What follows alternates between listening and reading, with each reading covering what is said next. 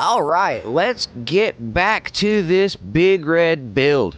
Yep, it's been a while. We had to sit down and machine the cheap Chinese cylinder. We had to put a different piston in it. We got all that stuff down. The videos are all on the page already.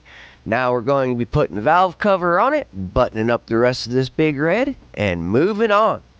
I traded a bunch of car parts for this thing over 15 years ago. Didn't put a whole lot of money into it until recently. She's run and run, been beaten, towed things all over the yard. Been one monstrous workhorse. Absolutely love this three-wheeler. It's an 86 Big Red. Been absolutely perfect for me. My son turned around and rode it a little bit. I did a speed test on it, and the motor said no. We pretty much fatigued the rings from over revving it, and it needed a new top end. No big deal. Turned around, we went with a cheap eBay kit, figuring save some money. Now the kit was wrong. Came with the wrong piston, so I had to get a different piston for it. Cylinder was too tall, so we had to put the cylinder in the lathe and machine it down. Get all that stuff all taken care of. Finally got everything set right. There's a couple of videos that show what we did. I actually machined the cylinder down so that the piston stuck up a little bit to steal a little bit extra compression. Get a little bit of that extra power out of it. It is a cheap kit, so we try and squeak what we can out of it when we can. Machining and custom work always fits the bill. Can't always trust these kits. You never know what you're getting with them. You always got to spec them out and make sure everything's all good. Valve cover only goes on one way because the cam gear's on the one side. You got to sneak it through the left side. Really not a whole lot of room between the valve cover and that frame. So, yep. Put the motor in, then put the valve cover on it. That way you're not fighting. You got just a little bit of extra room so that you can wiggle the motor around. There's a video on that one too, where we put the motor in the bike and you got to see me wiggling stuff around, getting everything in there. Off camera, Tony pinched my finger in between the drive shaft and the motor. That was a lot of fun. Hey, you never know what's going on with these motor builds. Just because you've done them dozens and dozens of times doesn't mean this next one's gonna be the same as the last one. Everyone always has its own little quirks to it. Make sure you blow those oil lines out so that there's no particles or anything in the oil lines. That way you don't smoke the top end that you just put together. Yeah, it happens. Seen all kinds of weird stuff. Been doing this stuff for almost 40 years now. I'm building trikes specifically for like the past 15, 20.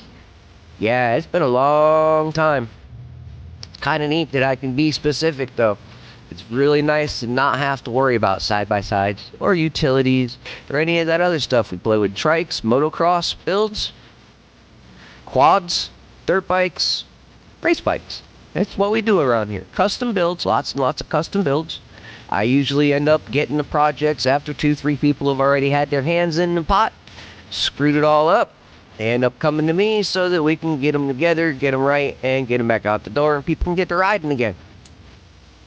Recently posted a reel on Facebook and a couple other platforms. The Facebook, it kind of took off and really made people mad because I was saying something about the steering stem bearings on Big Red. And tapered roller bearings, well, they don't always sit flush, so you end up flexing plates, stuff gets gapped out the way that it wasn't designed to be, and just because it works doesn't mean that it's correct. That's like me with this Big Red motor build. I got the cheap $80 cylinder kit. It came with the wrong piston from the box. Wrong wrist pin, so I had to reuse the piston and the wrist pin. It came with the correct rings, ironically. So I put the new rings on the old piston, and then when we put it all together, we saw that there was almost an 1/8 inch gap between the top dead center of the piston and the top of the cylinder. So yeah, we chucked that thing up in the lathe, machined it down so that the piston stuck up almost an 1/8 of an inch higher at the crown, just so that basically the top ring doesn't hit the top of the cylinder. Squeezing compression out of it.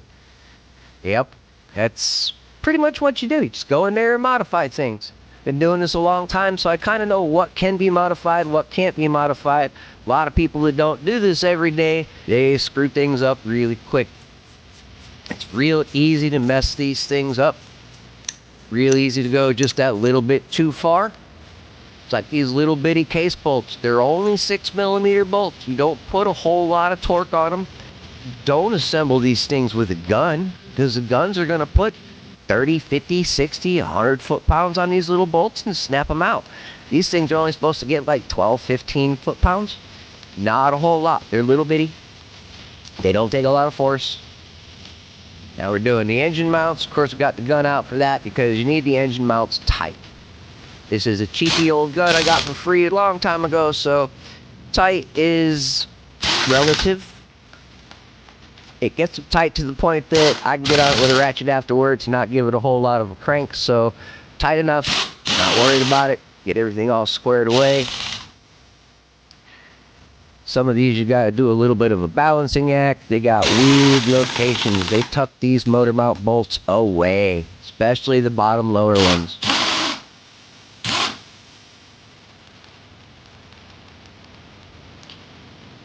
Zip, zip here, zip, zip there. Stick my booty in the air, like we just don't care. Yep. Called mechanics for a reason. We are contortionists. This looks like easy stuff, which it is. There was a day that I was climbing inside Polaris jet ski hoods. All the way in my head was the only thing sticking out of the front of the jet ski because, well, I had to get down and dirty in there, and I'm little, so I fit. Now for my absolute favorite part of the Big Red, we've got the rack assembly. Included with the rack assembly is wiring. Yes, my absolute favorite thing in the world, wiring. Now these Big Reds came with a headlight that was a walkable spotlight. You could take the headlight off and walk like 25 feet away from the bike, and everything coiled up in this little compartment that was on top of the top rack. Their front rack. It's a really neat design, but trying to coil up a 40-year-old hard wire is not as easy as it was when it was brand new and malleable. That's for sure. Trying to get everything all squared away, get the pieces parts on there. We got the little rubber bumpers and stuff to hold the light in place.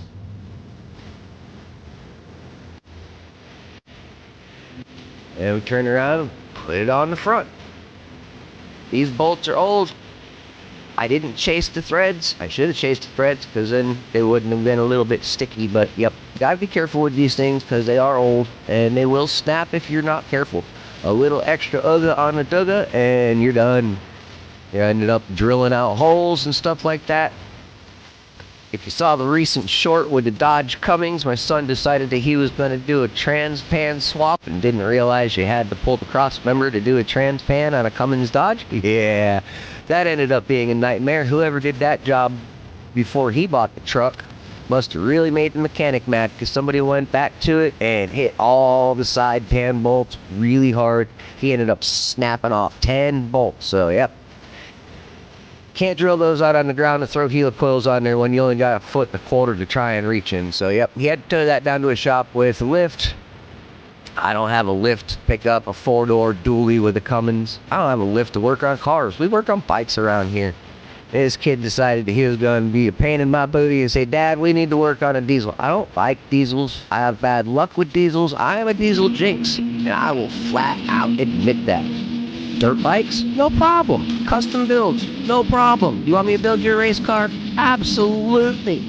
We've been doing that stuff for years. You throw a diesel in front of me, I'm going to fall on my face and fall in a pit really quick. Yep, not the best when it comes to diesels. I've had zero luck with them. So yeah, know your limits. If you don't have luck with something and you want to learn it, by all means, spend the time, do the hassles, learn it. I'm 50. I don't need to learn about diesels at this point. I know enough about them to get myself in trouble. Other than that, no. I know I don't want to work on it. I know I'm a prima donna at this point and would rally and would really, make words. I know I'm a prima donna at this point, and I know I really prefer working on clean bikes, nice bikes, good looking stuff, Granted, this Big Red looks like a Mad Max mobile, and it has since day one. The plastics have always been beat up. Everything on this thing has always been beat up. 15 plus years. I mean, yeah, we could throw nice new plastics and stuff on it now, but why? It is the Mad Max Sawyer Custom Big Red. We added a little bit of paint to clean her up a little bit. We cleaned up the gas tank. And you sit there and watch me fight with these wires for a little while, because, yeah, that long wire is the light wire. And it goes through that little hole, and there's a little bung. So, yeah, make sure that you get all of the wires in correctly first before you plug stuff in. Have fun with the hard rubber. Add a little bit of heat. It does make it flex a lot easier. Turn around and stuff and squish and stuff and squish. And hope you're doing it the right way. Because the first time I tried putting that through, I realized, oh, it's going the wrong way. Now we have to turn around and do it again. Because are you really doing it if you're not doing it 2 or 3 times? I mean, seriously? Take a little screwdriver. Yep, that is the magic piece. You're gonna walk that rubber around. Oh, so much fun. Mechanics is not for everybody. If you've got short patience, low tolerance, and stuff like that, you may end up throwing stuff, and this field is not for you on a day-to-day basis. My son's a truck driver at this point. When he was a kid, he wanted to go to mechanic school. He came to me all happy, Dad, I want to go to mechanic school. I want to be a mechanic. This is what I want to do. And I flat out looked at him and said, you don't even come out to the shop with me and help now. You've had over a decade to learn mechanics. I've been in your life since you were 5. I've been trying to teach you guys mechanics since day one. No interest. You're not going to make a good mechanic. This is not the school you want to go to. And as a young teenager, of course, me being the parent, I don't know what I'm talking about. I don't want to support his dreams. Blah, blah, blah. Yeah, now that he's 32 and has had fun with mechanics, since that day, he has thanked me over and over again for not letting him be a mechanic, because he's having a lot more fun driving a truck, and he's making a lot more money driving a big rig cross country. He gets to see the country all kinds of different times of year, so he gets all the colors. We are down in Florida, so we get 2 seasons, hot and not so hot.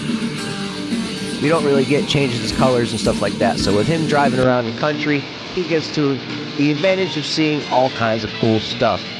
Cut cities, states, stuff he'd never really see if he wasn't a truck driver. And you see, I'm trying to get down in there. We got a 1/4-inch ratchet with a long extension. There's a couple of bolts to hold that metal plate in place on the triple clamp. Actually, it's on the front rack. A lot of the electronics all mount to the front rack. So if you don't have a front rack on your Big Red, you've got to figure out a place to put a whole lot of wiring. It is a big cluster. It kind of reminds me of a modern car with all the wiring that's on this thing. Almost seems excessive, but once you get down to it, it's really cut and dry. You've got the switch cluster, the key, lights, the side remote power, and the headlight. And everything else just goes back to the regular wiring harness and cases to the back. Just like every other 3-wheeler. Now you get to feed the light in. And get that all buttoned up and back together. You are going to notice that there is a lot of walking around, standing around, staring, spinning in circles. That is the ADHD brain trying to stay focused. I have tires behind me that need to be done. I have a Warrior trike behind me that my brain is saying, you really want to mess with this, but you got to get the Big Red done. And I've got the KX125 in front of me. My brain's going, you need to polish a rim on that, but I got to get the Big Red done. Yes, ADHD, OCD, yep, we're rhythming with the tismin around here. That is a fact. Highly dyslexic. You ask me about numbers and letters, you better double check them because they might be jumbled up and mixed up. I'm here for problem solving and doing stuff that people say can't be done.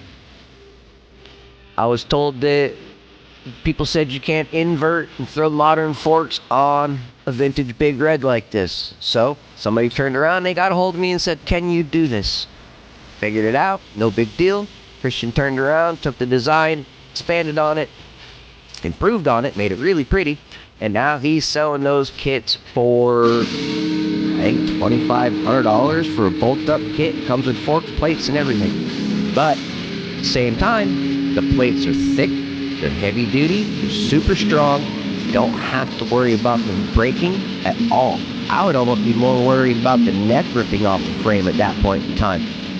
You turn around and watch some of Big Bird's videos where that yellow ATC Big Red is going through the mud and stuff like that. He's water wheeling it. Every time you're dropping those 32-inch, 35-inch tires on the ground, it puts a strain on the neck. Wait for him to call me up one day and say, we got a low-riding chopper because the neck broke. Not something we can't weld back together by any means. We can certainly weld it all back together. That's not a problem. We can gusset it and make it even stronger than it was from the factory, because you got to figure that it's 40-year-old steel that these guys are riding around on, doing stuff that they were never, ever designed to do. We put a 60% gear reduction in Tony's Big Citra.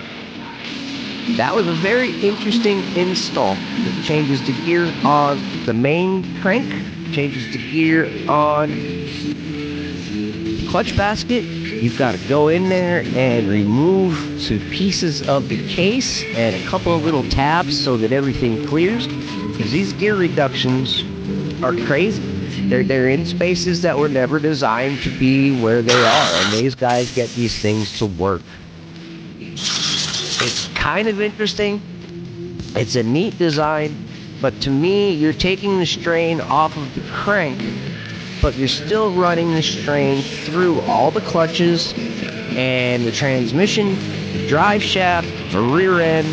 I'm rebuilding Williams rear ends at least every 6 months. I mean, these guys are giving me differentials to rebuild probably every 3 to 6 months, at least 2, 3, if not 4 at a time. So yeah, they're blowing out differentials left and right. Outer bearings are absolutely insane replacement rates. With the spacers going on the wheel hubs at the end of the axle, it puts a lot of strain and flex on the wheel hubs. So it will wipe out the seals. As soon as the seals start to go bad, it takes out the bearings. They're running these things through water, so everything's getting full of water, and we know what happens when you mix water with bearings. Bad things happen. Finally turning around trying to get the exhaust on this thing, realizing that I used a different head. I don't have the exhaust studs in the head like I did on the old head because, well, this isn't the old head. I put new valves in a different head, ported it, and yeah, so I forgot to put the studs in, so a little bit of extra work, no big deal. Really got to work on camera angles. My mug and back and all kinds of stuff is not in the way, and you guys can kind of see what's going on. Also working on longer videos because they seem to go a little bit further at this point. It seems YouTube is preferring the 15 to 20 minute videos versus the shorter videos. We've got a 40-minute ride day video compilation. All the different videos that people sent me from the Sawyer Custom Ride Day that was the other week. I compiled all together. Made one big, long, Metallica-backed ride video. Go ahead, throw it on in the background, check it out. Lots of cool hits, lots of cool jumps. Berms, everybody was having fun in the big bowl berms. I mean, yeah, it was a great day all around. We did have one major mishap. Somebody came up short on a double.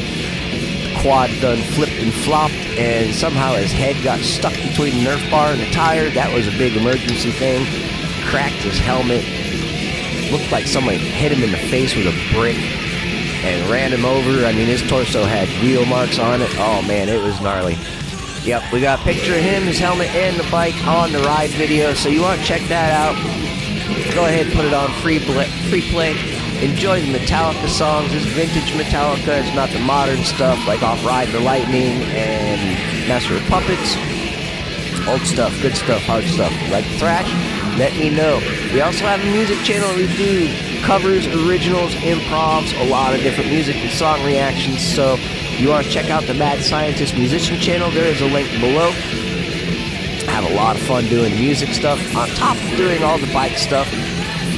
Also got a fish channel, gaming channel, and a trains and slot car track channel. Yep, doing HO and N scale stuff with that. We're spread out pretty thin, but hey, we have a lot of fun doing what we're doing. This is life. You only get one shot at it, so enjoy it, work hard, be a benefit to society. Try and make people laugh, give them some information, help them out how you can. If you guys got questions or comments, let me know down in the comments below. You can send me a text or a message on Messenger. We're on Facebook, TikTok, Instagram, YouTube, Rumble, Twitch, Kick. Yep, all over the place. Got the wrench on the valve cover, getting the last couple of little things buttoned up. We're coming up on the end of the video here. Hit that subscribe button. We have memberships available if you want to help support the channel in more than just watching and commenting. Like buttons, subscribes, follows, comments, all great ways to do it. Go ahead and share the video too. Throw it on Honda Hoarders and see what they have to say. I'm sure those guys have all kinds of stuff. There's lots of big mouths in that group. Yep, some of the OGs and a lot of new guys. The OGs seem to be having fun picking on each other. That's not a big deal, but the new guys in the groups, they don't understand that the OGs have known each other for 10 plus years. We're not new around here. We will bust each other's balls like crazy. Have a great day, everybody, and a great night.